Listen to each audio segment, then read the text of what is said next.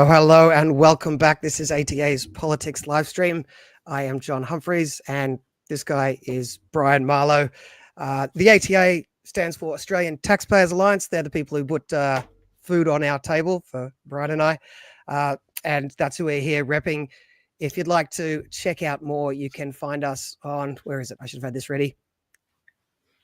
Taxpayers.org.au. Yep. And on there, you can see a big membership button on the top right. If you'd be so inclined, click on that, have a look at it. A couple of bucks a month keeps the lights on, keeps us ticking over. And otherwise, if you don't want to give us money, just browse around the website, go and check out the Freedom Pledge that we're trying to get the politicians to take.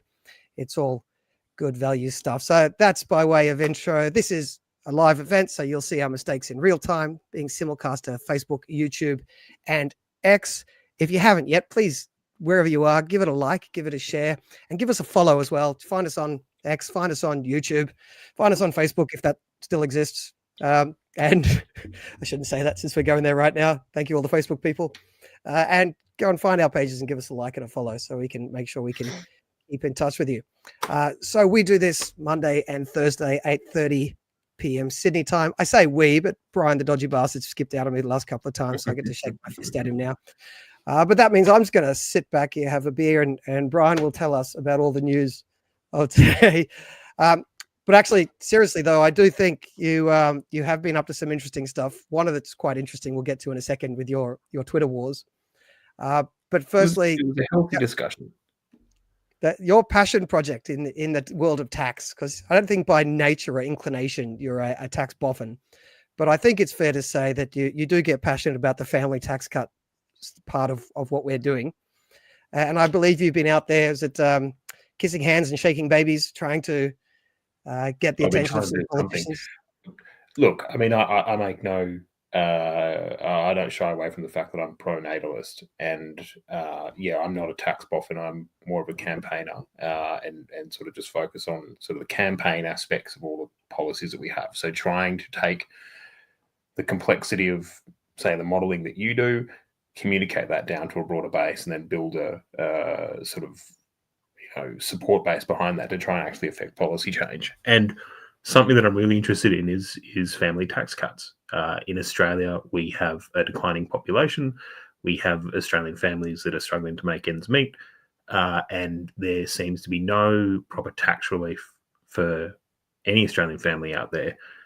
So we, by we I mean John and I, started sitting back and thinking, okay, well, what are some relatively, within the Overton window policies that we could try and put out there to encourage federal politicians to actually, give families tax incentives and give families support in the form of a tax refund to go towards raising their kids. So one of the policies is, what we're calling sort of broad-based family tax reform. And one of them is, for every child that you have, we will raise the tax-free threshold by $10,000.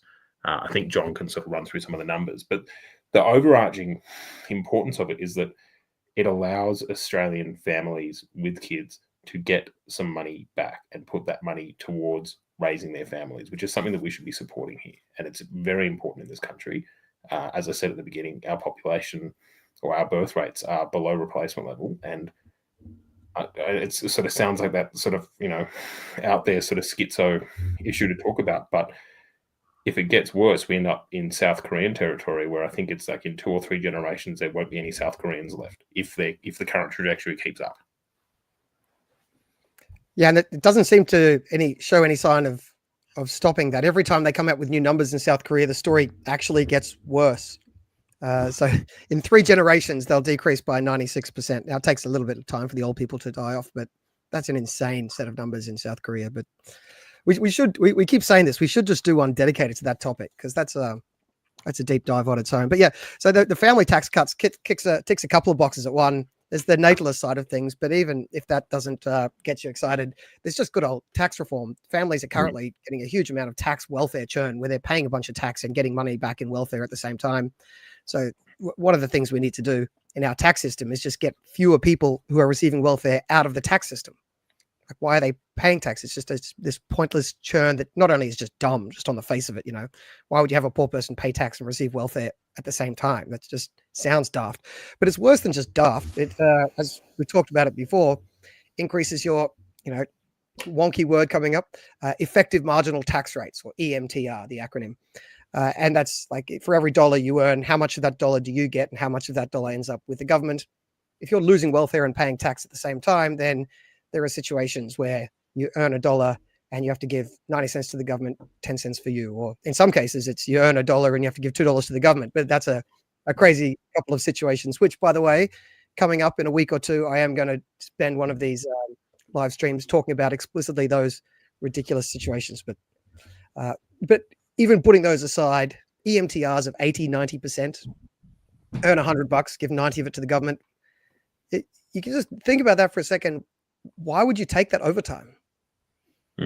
Imagine a person who's, relatively speaking, struggling, a family, trying to juggle lots of things to do with their days, and they're offered a bit of overtime. They could work their guts out and make an extra $1,000, and then the government says, "Great news! You do that extra $1,000 worth of work, we'll let you keep 100, maybe, or 50." That's like, and then of course a bunch of people don't do that overtime. They don't do that work.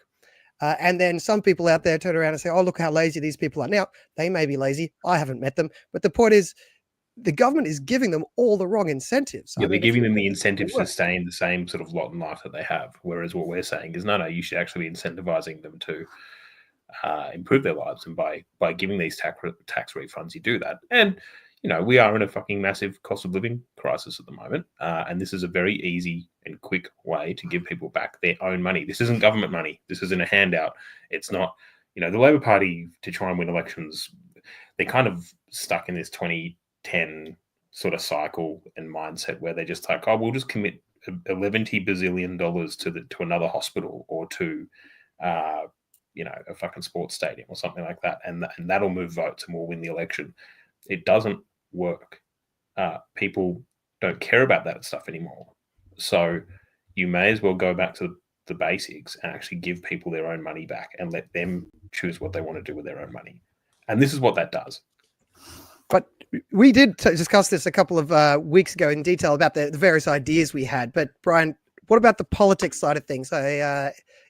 Is there any chance on this front? Have you spoken to a few people? Are they all rushing across the aisle and dropping everything they're doing and rushing into our offices and saying, "That's it, all we want now is ATA's family tax cut policy"?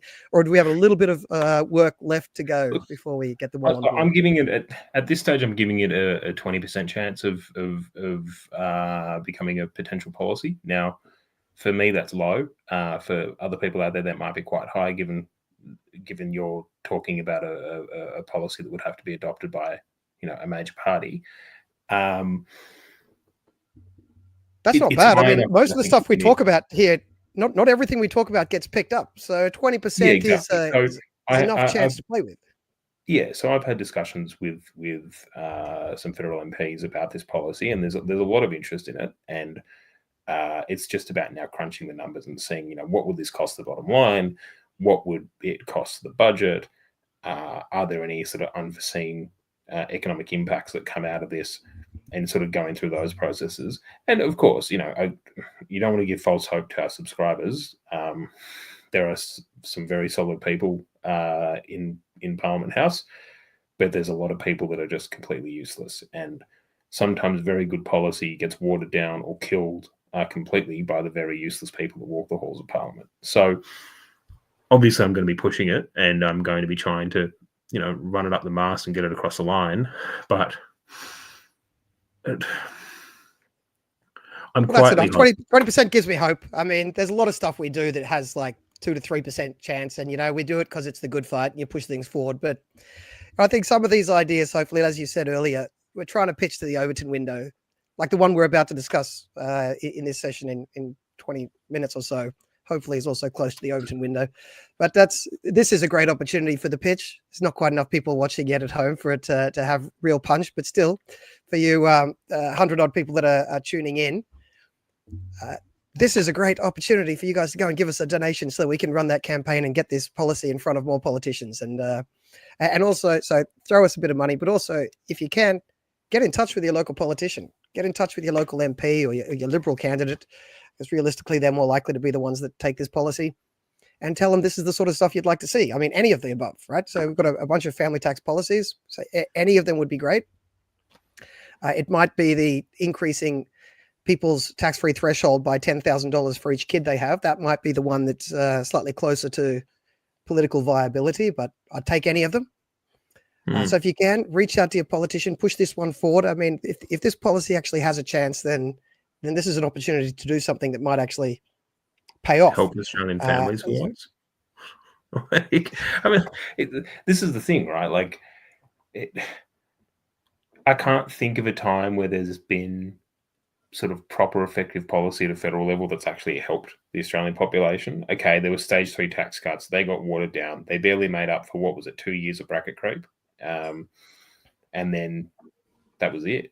Like, I got to say that stage 3 tax cuts, I don't want to shit on them too much, because they're basically the only good thing our federal parliament has done in 20 years. It's quite embarrassing, the total lack of real microeconomic or productivity reform. I mean, they say reform every year.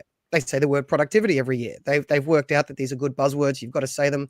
They say the word investment, right? No matter what they're buying, they don't say I'm buying it. They say I'm investing in it. Now, I'm investing in lesbian dance theory at the University of Sydney, or whatever it is that they are after next. So they say all the words, but the actual reform, there's been basically none for 20 years except that one piece of tax cut, stage 3 as well. Stage 1 and stage 2 really didn't have anything of substance in them, but stage 3 did. So thank you for that. It took 6 years to bring in, and it only cut 2 years worth of bracket creep. I mean, I feel like I'm taking crazy pills. Like, yeah, how is this a big and, tax cut? Like, yeah, it's like a huge. We've slightly reduced the rate at which we screwed you. It's like, and of course, the green response to this, the sort of green left and probably teal response is, look how much they've slashed taxes. They're slashing and burning, slashing the government down to size by increasing it by 2% a year. It's in reality, if this was like, if we were living in Tartaria, right, like out, out past the Turkish steppe lands, 1,000 years ago, this is just like raiders coming in and saying, well, this time we only took everything but the food on your plate, so you should be quite happy. Yeah, well, I think it'd be great if we could get the idea. I mean, this is what the last one, the Monday session, you weren't here, so I was ranting about bracket creep and these automatic tax increases that we have every year. It'd be great if we could get across to people that if you don't get a $3 billion tax cut, at least $3 billion tax cut every year, then your taxes are going up. Right? We don't say thank you for a $3 billion tax cut. A $3 billion tax cut is status quo. That is, all right, business as usual. If they give us more than $3 billion, then we could say thank you. We should just expect $3 billion of tax cuts every year, because there's a $3 billion at least tax increase every year automatically baked in that the government gets without asking our permission, without debating it, without putting anything through Parliament, without taking it to an election. So speaking of which, I think we were finding ways to fit some of that family tax cut policy inside that budget, as is the one we're going to talk about in 10 minutes. But before I do that, there's something, a good fun detour that we get to have a look at what you get up to by day. A mild-mannered consultant. I believe you got into a bit of Twitter war about the vexed issue of, is it immigrate? I didn't follow all of the details back and forth, so I'm going to be learning a bit of this as we go and chuckling and laughing at you and throwing stones. But I got a bit of a fight with my former boss, which I feel bad about, because got a lot of time for David. I thought I was respectfully disagreeing with his point, and then it just completely blew up and just sort of got out of control, which usually happens when you debating online as opposed to talking face to face. Well, you say David. I think this is former Senator David Leyonhjelm, former Senator of the Liberal Democrats. The party's now changed its name to Libertarian, but also David, I think, is retired from politics, but he still floats around X. And so we bring it up. I think the topic was immigration and housing prices, broadly speaking. Did I get that right? Or right, so if you bring it up, I can sort of talk to it, I guess. All right. So this is, I guess, how it started. Let me know when you want me to change what we're looking at here. Yeah, so David was making up the argument that foreign buyers make zero difference to prices, and that it's solely due to a lack of supply of properties that is causing the housing affordability crisis here. Now, he's half right. We do have a supply issue. I don't think anyone disagrees with that at all. But the idea that foreigners coming into the country and not necessarily buying, but renting and taking up a limited availability of properties is not having an impact on house prices is, in my mind, complete horseshit. And I felt the need to. Raise my concerns, and then obviously, being Twitter, I thought I'd, make a bit of a tongue-in-cheek joke, and then it kind of just spiraled from there. So I reposted David's All right, so post we'll here. get to your response here. Is that it? Yeah, and you can see it here. So it was a bit of a poke at libertarians who, in my view, they're sort of broadly right on most of the issues, but they sometimes run the risk of spiraling into these like pure Excel sheet analysis of what goes on in the world. So I was saying here, supply and demand is a basic economic concept that all libertarians understand, unless it relates to huge demand created by infinity migration, in which case demand makes zero difference, and you're probably a racist for being concerned. Now, obviously, I was just having a bit of a joke. I thought it was kind of funny, and then I was going to go to bed, and it went from there. I just have to say that I like that you're commentating this with me in the room virtually. Well, I'm a libertarian in the background. I literally trying to work out all the stuff you were just teasing us for. So I'm your walking meme for tonight. So, right, so we can see here that was your response, and this was a fairly quick one. Simplistic xenophobia, Brian. Simplistic xenophobia. So David was saying. So former Senator David Leyonhjelm was saying that his views are formed by serious research and not simplistic xenophobia, which I assume he believes that I'm just being xenophobic. And I think this is where we get now your big. Yeah, so he was linking to an article, a study that was drafted by a bloke named Peter Tulip, who's I think he's a professor at the Center for Independent Studies and has done a bunch of research into housing affordability. Yeah, he's at the CIS. I don't think CIS has professors, but he's at the Center for Independent Studies in he works Sydney. at the Policy Wonk place, and he does Policy Wonk stuff, and and he does a lot about you should build more houses. Yeah, his argument is you should build more houses, and I believe his more recent argument is that migration hasn't got an impact on this, and it's all about supply. Although 2019 Peter Tulip does say that migration does have an impact. So I'm not sure which one to listen to, but I'm going to go with supply and demand exists. So after the xenophobic assertion, I probably went into a bit of a, what would we call it? Spurg rage? Autism mode? Yeah, I think I went into autism mode.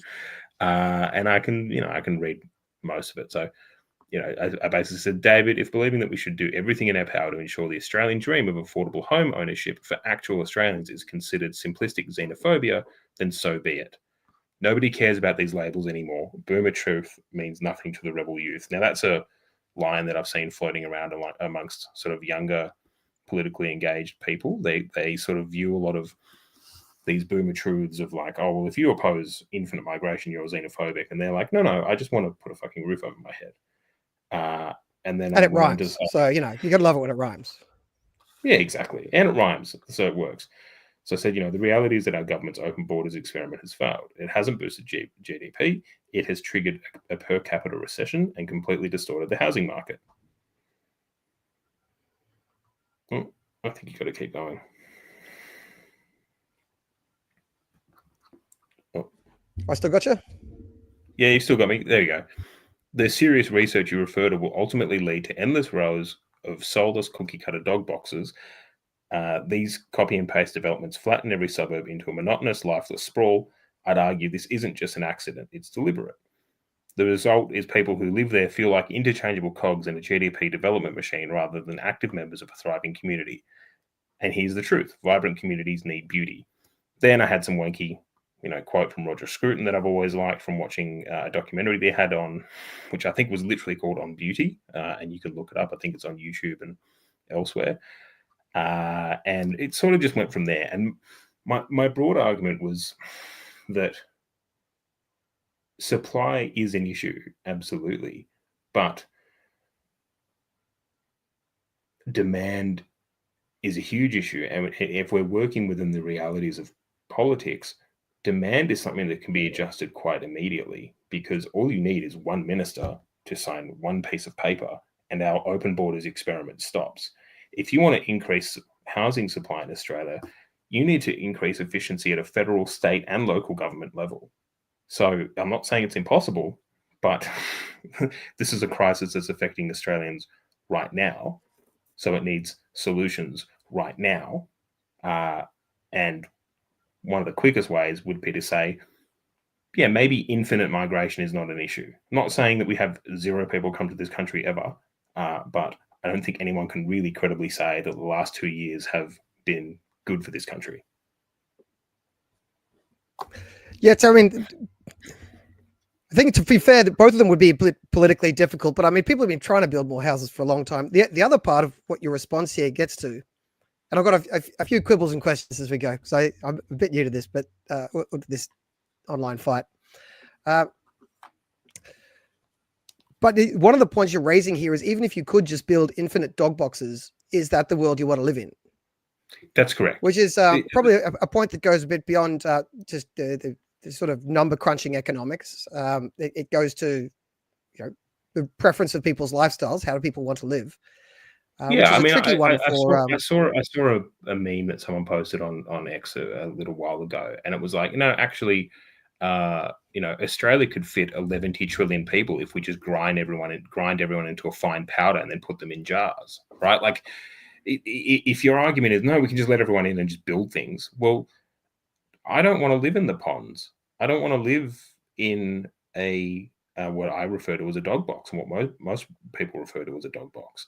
And I think that you need to be able to balance the need for vibrant, individualistic suburbs and societies and communities with, yes, the need to supply housing. And unfortunately, it seems that you can only be in one or two boxes, which is just build infinite properties until everyone lives in a tuna can, or never let anyone into the country ever again. And it just seems fucking insane to me. Now, I don't know if anyone listening at home can let me know, is it my internet or Brian's that's glitching? Because I'm hearing 2 out of 3 words and I'm putting together his sentences, but it's taken a bit of guesswork, but it might be a problem on my end. Let us know, Liberty Tyrant. It's the conversation, and he's not impressed. It's mine. Okay. Well, apologies if it's coming through badly for the rest of you then. But anyway, we will stumble forward as it is. Where was I going with this housing stuff? Oh, yeah. Well, my take on the whole housing thing is, again, I mean, this isn't my take as an economist or a libertarian. This is my preference in life. I just think far too many people live in cities. People should move to places like Bungendore. I don't know if you just randomly picking one out of a hat. But I mean, we talked before about the fertility rates going down. One of the things most closely linked to fertility rates dropping is living in a city. I mean, cities are fertility killers. And then you also, it's correlated with a decrease in sort of engagement with community, like volunteering, church attendance. Yeah, it atomizes you, right? Doing like Rotary clubs. Yeah, people have a lot of a social life. They're out there constantly having a social life with strangers, new strangers. They're turning over the people they in with so quick, because you pass a lot of people, but you don't really need to get to know them. And if they annoy you, you can flick them away very quickly, because there's another 1,000 people around the next corner. So I have a bit of a preference for a society that's built around towns, villages, rather than cities. But I have no intention of taxing or subsidizing that into place. I'll just point that out. I'm just saying my preference for a way for people to live. It was possible. I don't think we should be subsidizing cities. That's the hell out of them at the moment in terms of they get all the infrastructure and all the subsidies. Yeah, that's my bitch on that. So That would get you out of the dog box I problem, probably I agree. think. So did we get to the You know, I'm anti-cities as well. Ever since moving out of the city, I've really enjoyed actually living in a proper community where you know everyone, and you go to the local shopping center, which is an IGA, and the people who work behind the counter live in your suburb, and you know them, by name, and it's high trust society. So if I've gone there before and I forgot my wallet, they let me leave with my groceries and just told me to come back tomorrow and sort it out. Whereas I go to a Coles in Rhodes or in somewhere in Sydney, and they have like security boom gates because it's a low trust society, because everyone's atomized and everyone lives in dog boxes and everyone hates each other. So I do not agree with this sort of weird yes in my backyard mentality that just believes that we can just build infinity properties and everyone will live like sardines, and that's fine because GDP graph go goodera. Sorry, if opposing that makes me a simplistic xenophobe, then fuck it, that's what I am. Yes, you're embracing it. So we got basically to the end of that. Let's see. Did it end with lots of love between the rest of you? Oh no. Well, the rest of it. You adverts. Okay, here's the response. Well, point they're old men. Oh, To be rebel you youth. started to cut out completely. Okay. Now, let me know when I'm. Can you at least see what I'm looking at? No, we've completely frozen.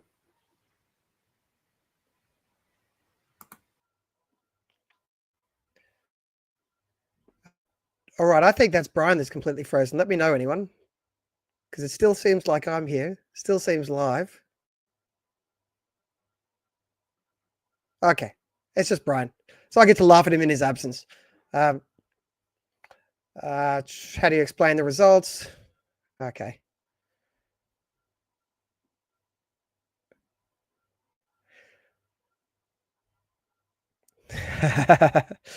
Okay, it didn't end with love. We'll see. Yeah. All right.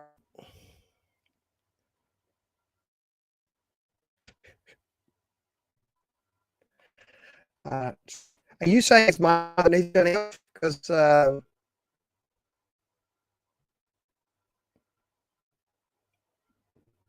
it might be.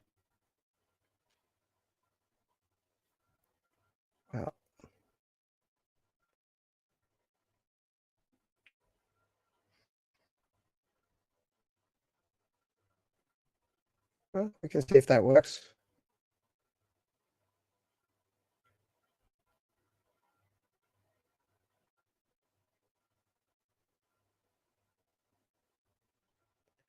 Yes, well, this is getting a bit frustrating.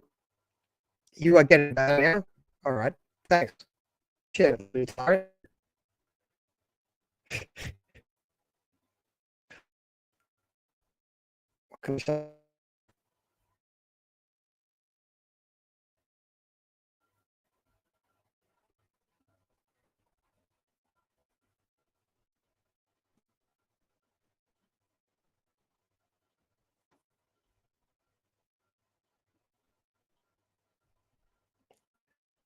Now.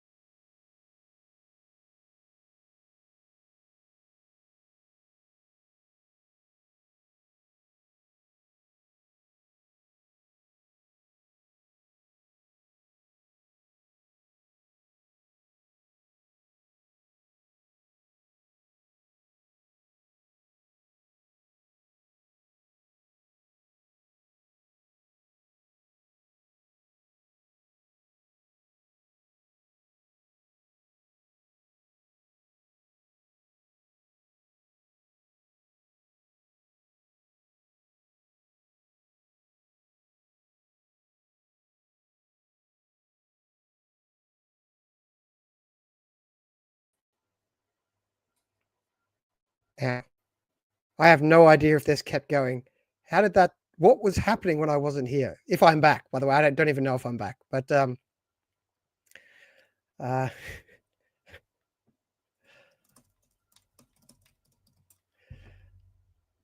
just in case there is anyone there, that seems to be working now. The buttons are working. I can see you. I don't know if you can see me. All right, you are. You're speaking. Thank you. Radio silence. Yeah, I was messing with you. Okay, I appreciate this many people sticking around for for radio silence.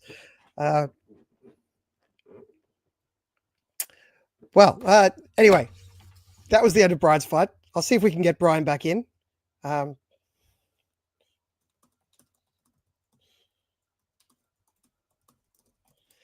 All right. He's just messaging me now telling me that he has no internet left. We just talked up the virtues of living out of the big city and as if to get revenge.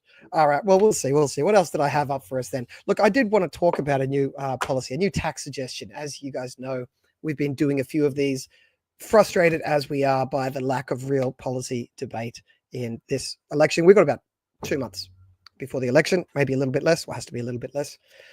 And there's going to be a lot of noise. There's going to be a lot of gnashing of teeth and calling people names and dirt and fear campaigns. You know, dirt and false hope. That's the lifeblood of most elections.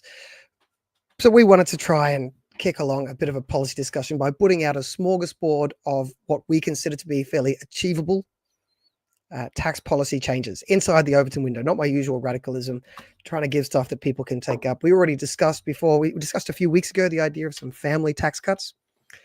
We put them out, I think, 2 weeks ago. We've been putting them in front of politicians.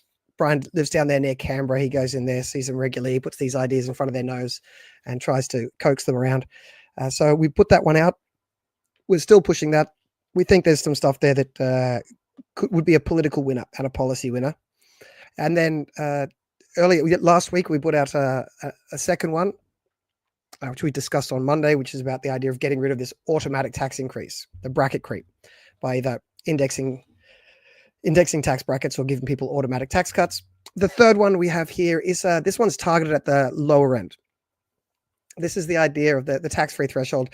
I've talked about this a few different times, the fact that poorer people are often paying tax and receiving welfare at the same time, and it's both absurd on its face, but it's also horrible for EMTRs. Good. I hope he comes back so we get to throw some shade at him. We'll see. We'll see what he's doing. I'll see if I can pester him. But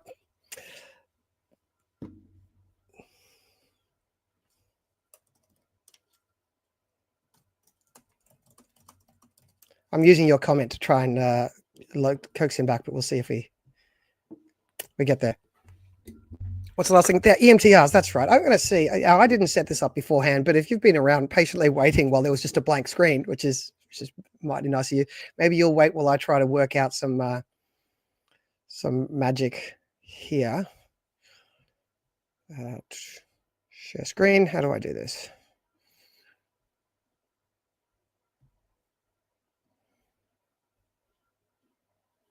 Aha! Look at that. I haven't failed too badly. How do I get that to take up more of the screen then? So you're not.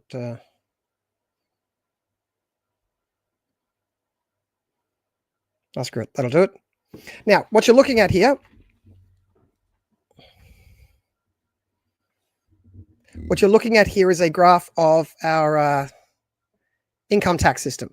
So down on the x-axis, the line down the bottom, you have how much money you're earning. So if you're earning 1,000, each number is in thousands. If you're earning 1,000, you pay 0% tax according to the official rate. So I've put up here the official tax rates that they pretend we have in this country.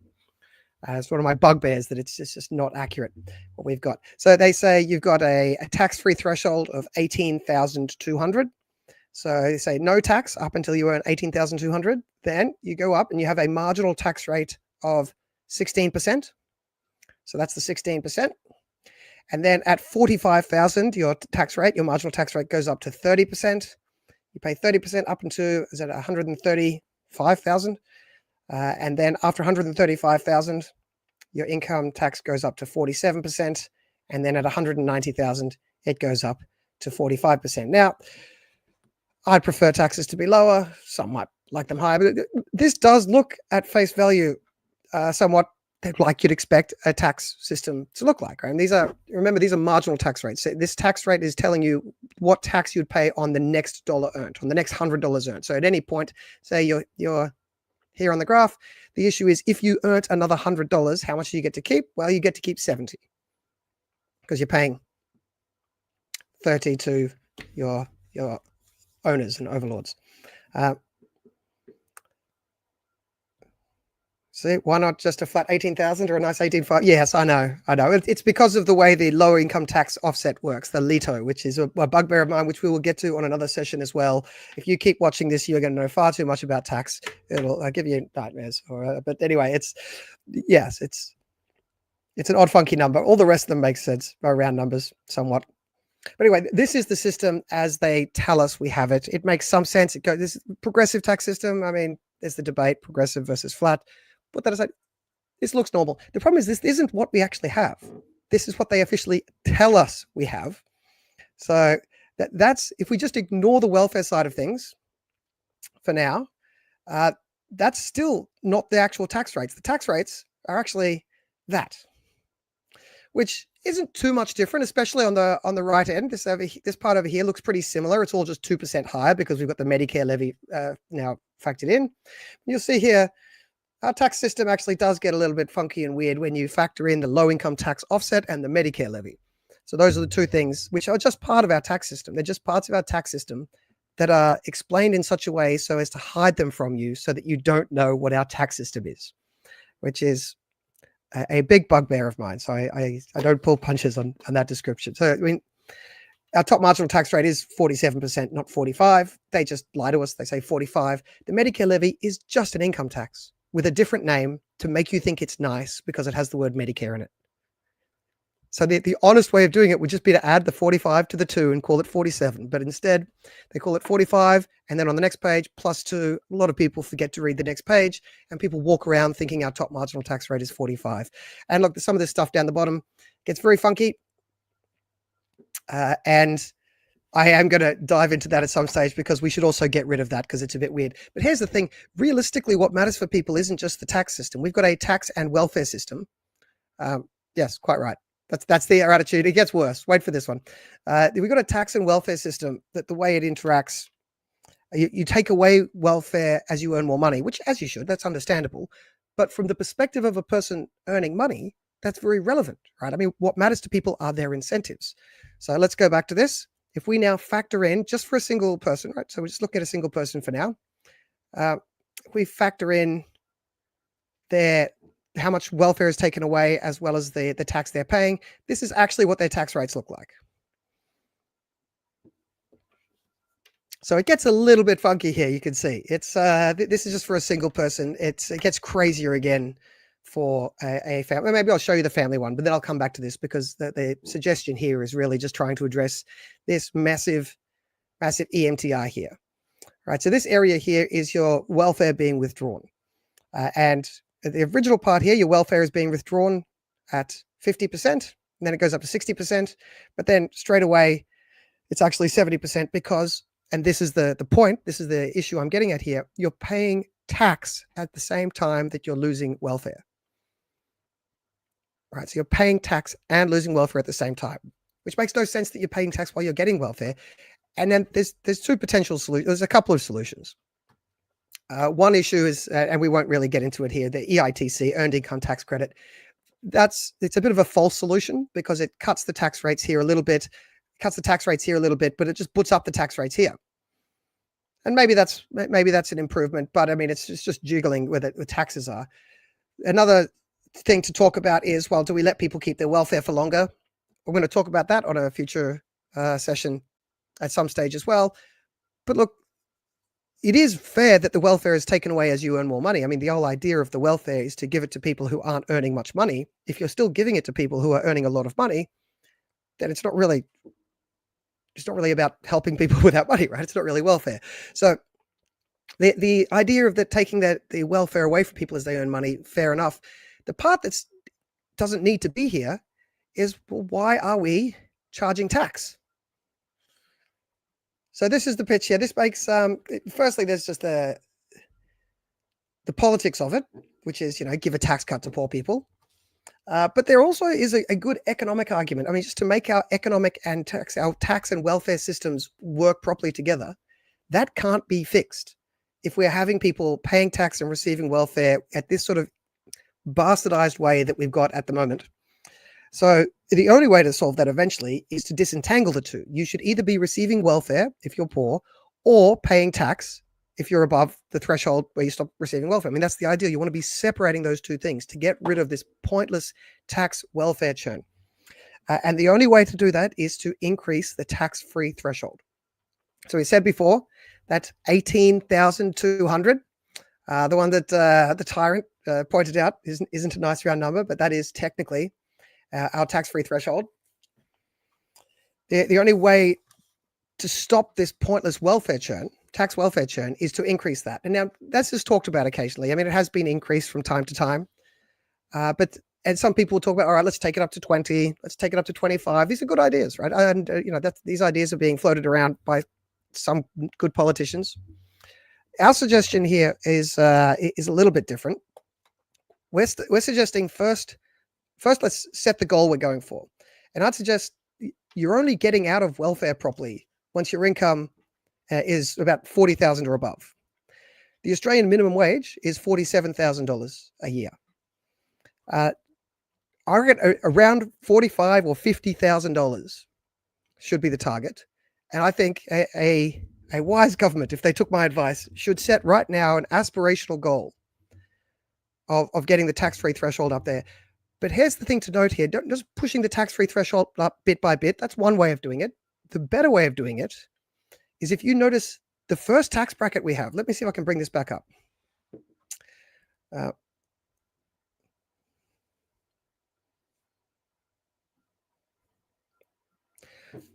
The first tax bracket we have here at 16%, that's 16% tax. That covers 18,000 or 18,200. Thank you, tyrant, up to 45,000. So instead of just pushing the tax-free threshold up bit by bit, what we're suggesting is the second way you should go about it is just push this tax rate down. So instead of saying we're pushing up the tax-free threshold bit by bit, let's take that bottom threshold, that 16% threshold, and set an aspirational goal of getting rid of it.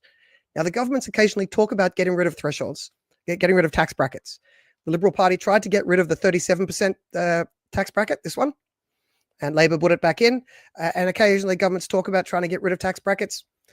Well, let's get rid of this one. I mean, that actually would have buy-in across the political spectrum, potentially. I mean, people who say they care about poor people, they should be able to get behind the idea of getting rid of this tax bracket. And it's not just a lefty idea, it's an idea about improving the way the tax welfare system works. We have all of this ridiculous churn. We shouldn't have that ridiculous churn, and you can't get rid of it without increasing the tax-free threshold. So let's get rid of the 16% threshold. Let's get rid of that entire tax bracket. Now, we've run the numbers on that. The ATA is the only place that actually has a proper tax model to be able to run the numbers on what the impact is going to be. And I have that floating around here. Well, let's see. All right, let's check the prediction. The revenue hit from increasing the tax-free threshold will be significant. Oh, okay.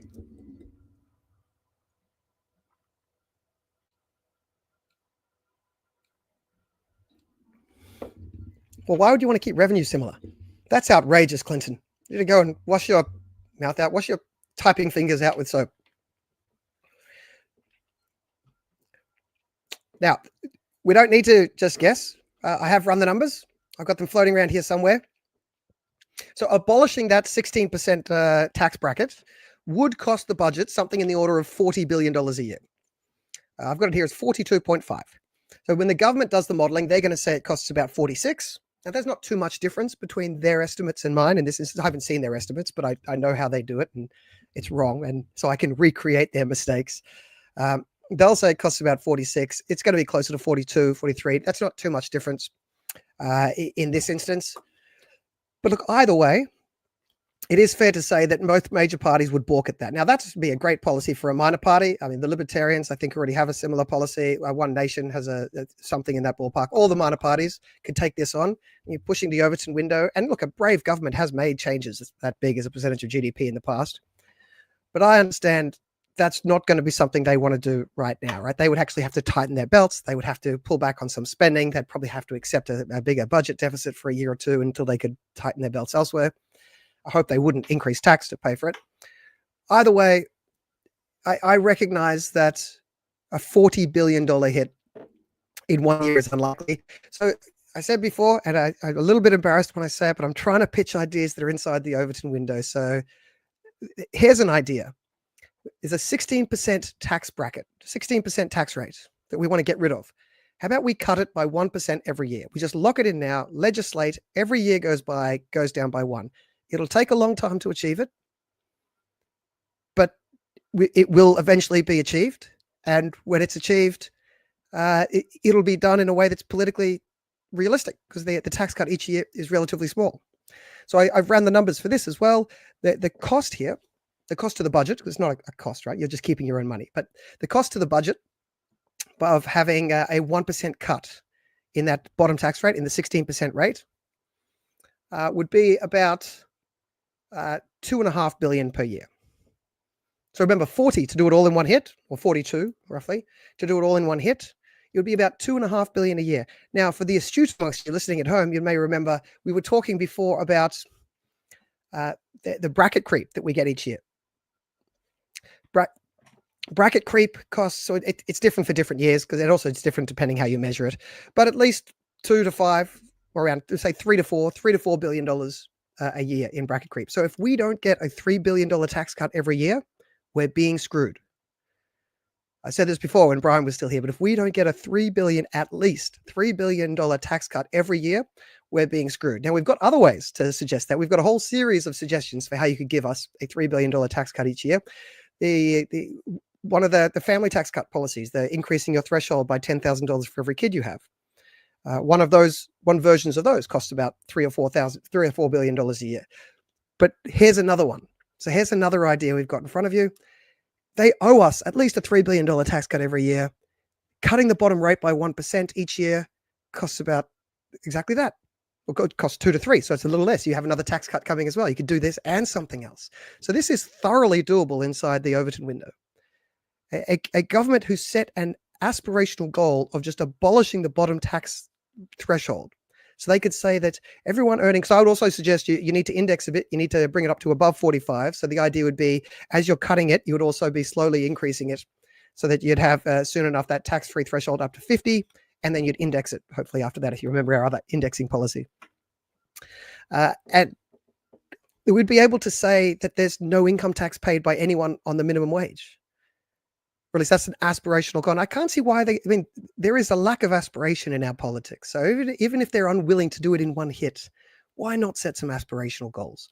And this one is then achievable. It takes a while, but who's going to undo it? If you legislate to cut the bottom tax rate by 1% a year, if that's legislated, and you could legislate it because you could get some lefties supporting that, who's going to come along later and change that? So you have set the country on a trajectory to at least get rid of that tax threshold. Now, it's not major because it takes a long time. I get that. I'd love to be able to do it quicker. Maybe we can. Maybe they'll speed it up as they go. But I'm trying to do things that you can get a politician to say yes to pretty easily without getting too spooked. And this seems like a winner. Aspirational goal, abolishing the 16% tax bracket for poor people. An achievement, way to do it, 1% a year, totally within the budget's capacity to pay, so to speak. I mean, it's less than bracket creep every year. So that is the pitch.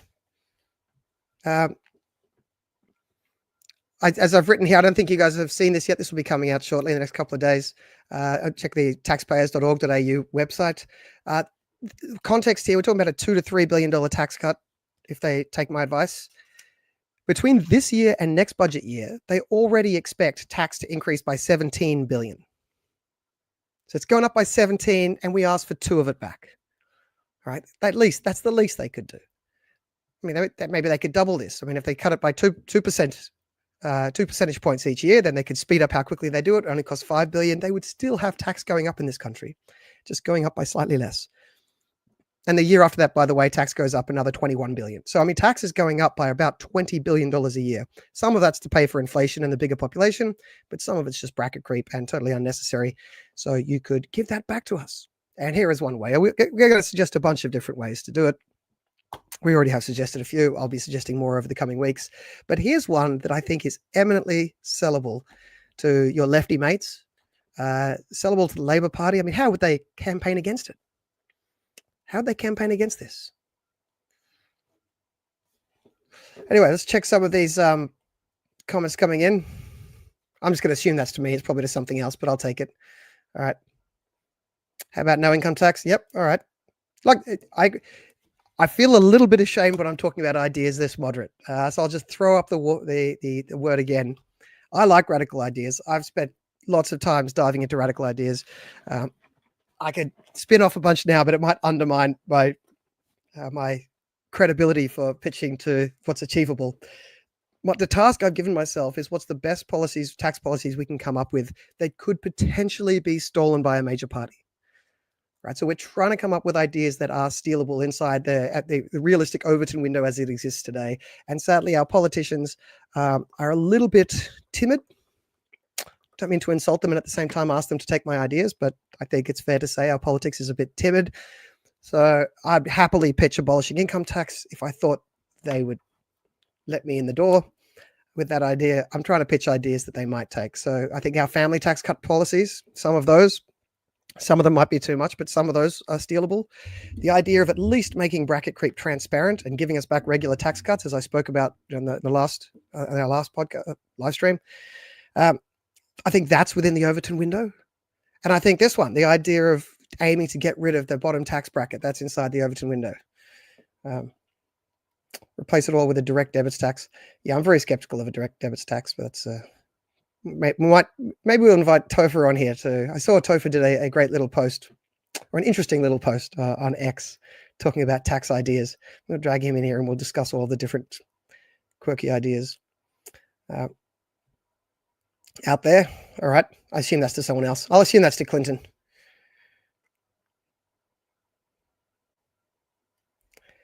I saw another one earlier here, just Clinton getting back to you. There is a big policy debate already. Yes, we could have something done by 2080. Look, I'm talking about slow motion reform here, so I guess I'm in no position to throw stones.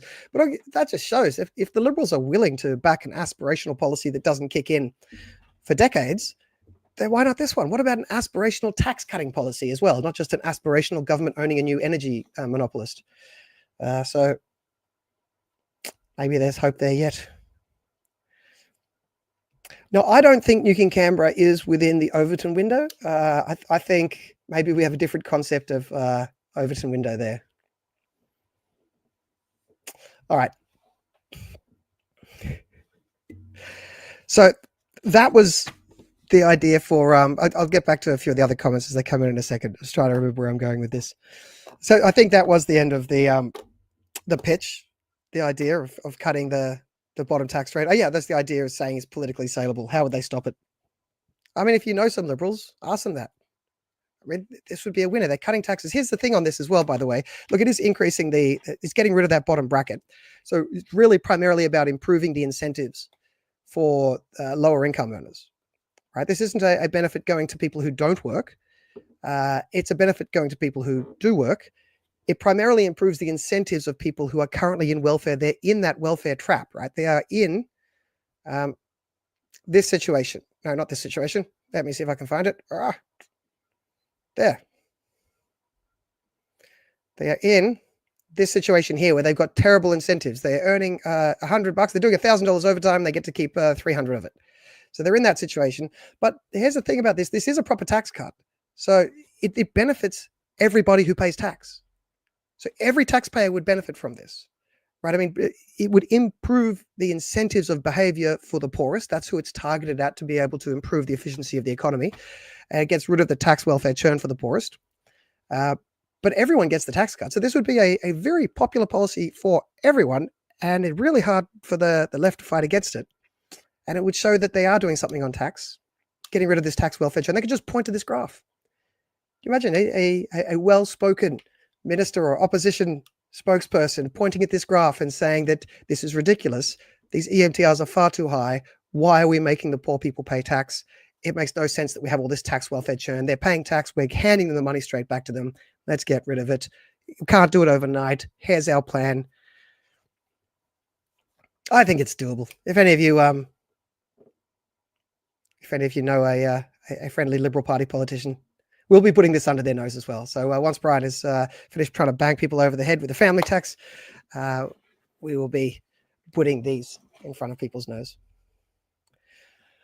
500% sales tax on bright hair dye and nose piercings. Yeah, well, I don't know if it would raise enough money, but it might be worth doing it anyway, just as a troll for troll value.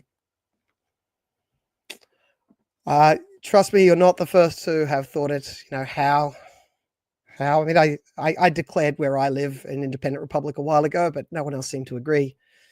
So, I mean, the Hutt River Principality. I don't know if you know about that area, that quirky old guy that just declared his farm to be an independent country way back when. You can go visit it. It's a tourist attraction now, and somewhere outside of Perth.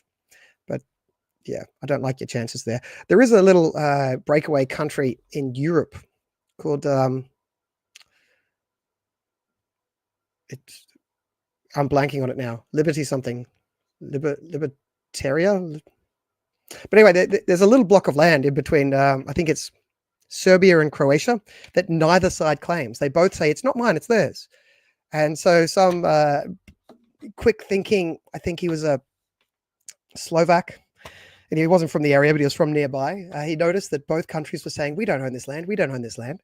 So he came in and said, fine, neither of you own it, I claim it, I'm creating a new country. And he was a libertarian guy, so he declared himself to be the president of his new libertarian country. Let me find it. Liberland, that's it. Liberland. How, yes, I really should have remembered that.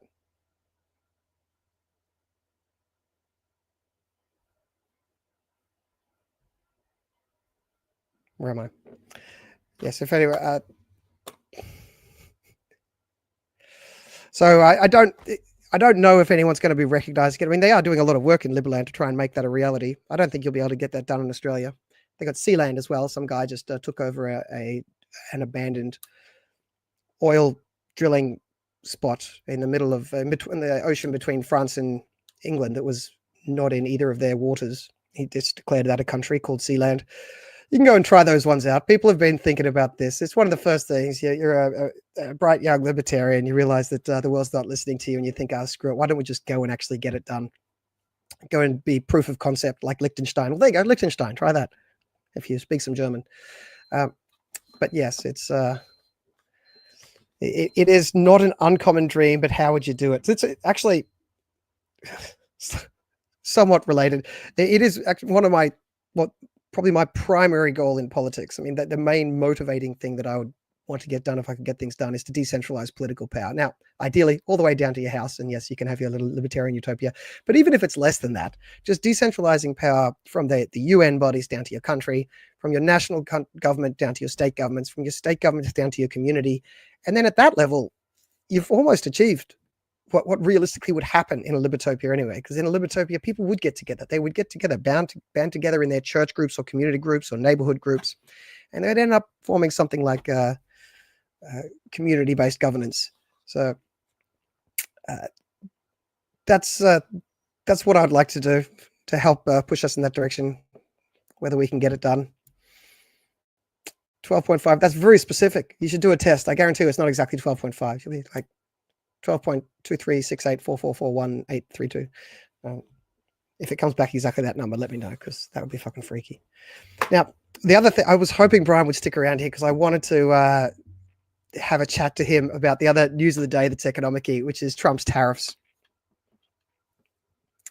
I might leave it until he gets back because we're coming up to the hour mark, and I don't think he's getting back for this one. So he'll come back on Monday, hopefully, and we can do that then. But I'll just give a quick comment on it because he was moaning on it on X as well, having another go at libertarians again, as he likes to do. I think realistically, the only response to Trump's tariffs on Australia is to do nothing. Now that's not saying that because we're pussies and we're not willing to fight. Tariffs, for the most part, they hurt both countries involved. So if America has decided they want to hurt us and them, us saying, well, we're going to hurt you and ourselves as well, is an odd game. Now, it could be a game theoretic play. You're doing it to try and, the art of the deal. the idea that we're going to outmuscle America in a trade negotiation, I think, is, what's the technical term? Bullshit. I mean, it's very unlikely to happen. So the idea that we should be playing those games, I think, is unlikely. Sucking up is probably a better strategy than trying to pick a fight. If you take away the strategic angle, the idea that if someone says, well, I'm shooting myself in the foot, and we say, well, if you shoot yourself in the foot, we will too, to punish you. No, you just don't shoot yourself in the foot. I mean, the only response is we need to try and do that productivity reform. Even more so. I mean, we already needed to do it.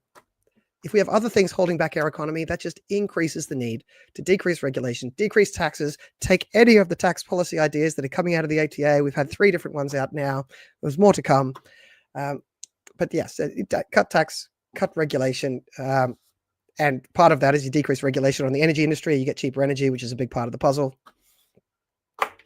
And that's the only way to respond to Trump's tariffs. We can't control what Trump does. Trying to pick a fight with Trump isn't going to make him roll over. Adding an extra tariff to get revenge is basically just cutting off our nose to spite our face. Tariffs don't actually give you much of a benefit. I mean, if we want to have a talk about introducing a bit of a tariff to raise revenue, to use that money to then cut some income taxes, sure, you can talk about a tax shuffle. It's not the end of the world. But the idea of doing it to try and get an economic advantage, taxes tend to undermine your economy. They decrease your productivity, even at the best of times. So there is nothing we can really do. We just have to ask him not to do it, try to come up with some way using honey instead of vinegar. And there's no real upside to us trying to retaliate in any sense, trying to add our own tariffs or our own economic restrictions. Just hurts both sides. And there you go. There you go, Brian. So this is why you should be here. I'll pass that on to him. You should definitely come next time so you can remind him of that. We'll cut and paste that. Into the helicopters with you, Brian. He'd be saying that about most libertarians.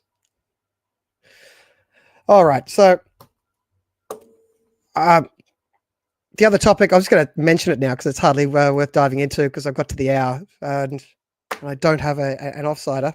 Maybe I'll try to bring in someone from the New South Wales Parliament, but so you guys may have heard in New South Wales, they rushed through their anti-speech laws.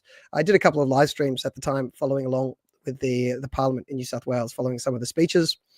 The speeches by John Ruddock, the Libertarian Party, and Mark Latham, former One Nation independent, pushing back, and a few other people pushing back slightly, but then Liberal and Labor rammed through their stupid anti-speech laws. One of the triggers for that anti-speech laws was that there was this apparent terrorist threat in a caravan. It looked a bit dodgy from the beginning. People were asking questions like, why do you just leave a caravan there with all the clues and just leave it waiting to get opened by the police? Eventually, they've come out now and said, yeah, it was all bullshit. So this was it was just a setup to trick everyone. So this anti-speech legislation that Liberal and Labor rushed through really quickly in New South Wales has been pushed through under false pretenses. So there has now been some pushback there, some people trying to raise a stink, point out that this was bullshit, and we shouldn't be rushing through, dramatic laws that restrict people's speech and restrict people's freedoms. We shouldn't be doing that anyway. We shouldn't be doing it. If we do it, we shouldn't be doing it rushed. If we do it, we shouldn't be doing it based on a fear campaign. And then if there's a fear campaign, it shouldn't be based on a false fear. It should be based on like a lie of an incident. So that one ticks none of the boxes. So I hope they are successful in unwinding it. I doubt they will be. Labor will dig in their heels. It'd be fascinating to see what the Liberals do. I mean, they've gone down this path of supporting anti-speech legislation now under false pretenses. Will they be brave enough to change directions? Well, we can live in hope, and I don't want to throw too much shade if I'm asking them to do something and at the same time attacking them. Maybe they're less likely to listen, but good opportunity to change directions, Liberals. You may remember 18C, the big debate about 18C, whether you should be allowed to say something that offends someone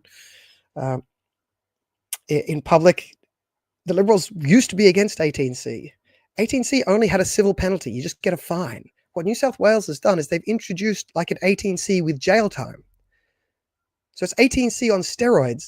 And so far, the Liberal parties supported it. They supported its introduction. This would be a great opportunity for the Liberals to do a mea culpa and say, well, now that it was all done on false pretenses, you know what? Let's change directions. Let's get rid of this 18C on steroids. and they have the support of the crossbench in New South Wales. That's the for the politics watchers out there. Nearly all of the crossbench in New South Wales now is saying, look, we were sold a dud here. This was put under false pretenses, a false fear campaign, beaten up, rushed through Parliament. There's a majority of the crossbench, I think nearly all of the crossbench in the upper house and a bunch of them in the lower house would support repeal of this anti-speech laws, or at least some of it.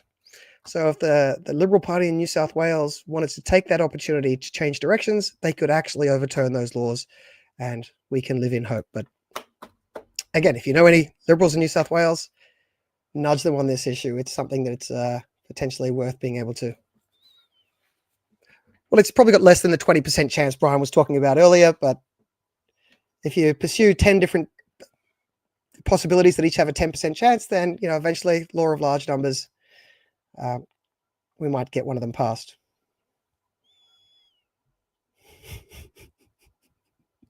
That is true. I don't know what I was thinking.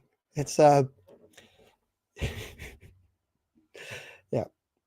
and this is also a very true comment. I think actually, Clinton, that comment by you might be considered hate speech, and I believe you live in New South Wales, so I can come and visit you in jail. All right, let's wrap things up there. We've got over the hour mark, and I've lost my co-host. We can kick into some of these issues again next time, if they're still exciting, by next Monday. We do this on Monday and Thursday evenings, 8:30 Sydney time, and adjusted everywhere else. So it's 7:30 Queensland time for my Queenslanders. And for Adelaide and Perth people, you just have to tell me what time it is because I can't work that out. But 8:30 Sydney time, and work it out yourself. Monday and Thursday, this is done by the ATA, Australian Taxpayers Alliance. You can find us at taxpayers.org.au. Go there if you haven't already, become a member. Check out the website. You can check out the latest things we're putting out about tax policy. We've got some campaigns. You can go to sign up to those. Signing up to the campaigns doesn't give us any money, so you don't only go to the website to give us money. There's other things to find out and do to help push the ball forward. And as I said before, on some of these issues, if you can, get in touch with your MP, get in touch with your candidate, let them know that you want one of these tax cut options, at least all of them preferably, but at least one of them, to give us back our bracket creep. Don't let them get away with it. So until then, okay, well, I don't know what that is, so yeah, the man makes a very good point. All right, until next Monday then. My name is John Humphreys, and I am going to be signing off. See you on Monday.